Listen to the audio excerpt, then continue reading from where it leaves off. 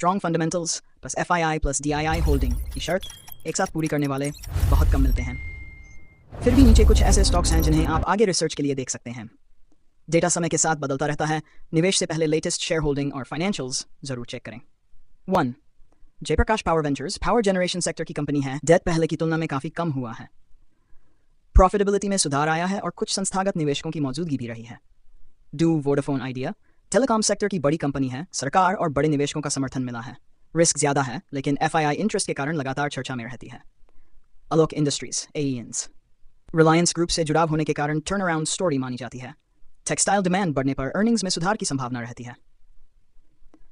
Rattan India power demand बढ़ने का फायदा मिल सकता है, डेट और प्रॉफिटेबिलिटी में सुधार के संकेतों के कारण निवेशकों की नजर रहती है।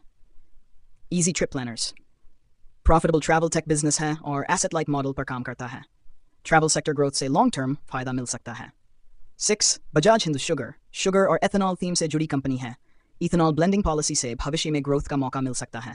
7. BLB लिमिटेड लो PE और डेट फ्री प्रोफाइल इसे कुछ निवेशकों के लिए आकर्षक बनाती है, स्मॉल कैप होने के कारण वॉलेटिलिटी ज़्यादा रह सकती है। एक्मफिन इंडिया NBFC सेक्टर की कंपनी है, वैल्यूएशन अपेक्षाकृत कम दिखाई देती है, एसेट क्वालिटी और ग्रोथ पर नजर रखना जरूरी है। 9. हार्डविन इंडिया बिल्डिंग प्रोडक्ट्स सेगमेंट में काम करती है और रेवेन्यू ग्रोथ दिखाई है, डेट कम होने से बैलेंस शीट अपेक्षाकृत बेहतर मानी जाती है। 10. PC जूलर कंपनी ने रिस्ट्रक्चरिंग के बाद रिकवरी के संकेत दिखाए हैं, हाई रिस्क टर्नअराउंड प्ले है, इसलिए सावधानी जरूरी है। इनमें से मेरी प्राथमिक रिसर्च लिस्ट: 1.